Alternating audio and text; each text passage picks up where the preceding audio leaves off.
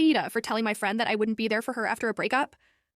My friend has been in an on and off relationship with a guy for around 2 years. She's basically obsessed with him and doesn't even think about how he might be toxic for her.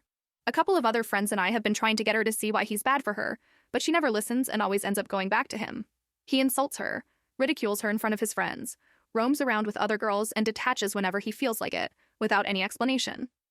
Every single time he does something that hurts her, she comes to me crying and asking for advice on what to do, only to throw anything I say out the window.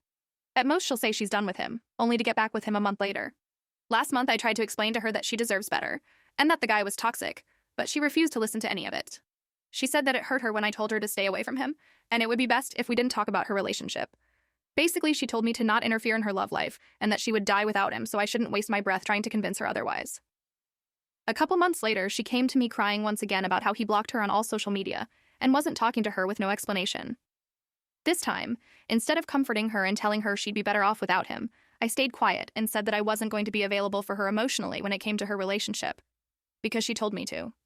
She cried and told me that she wouldn't go back to him again and asked me to help and support her, but I was still adamant on my decision. She hasn't been talking to me since.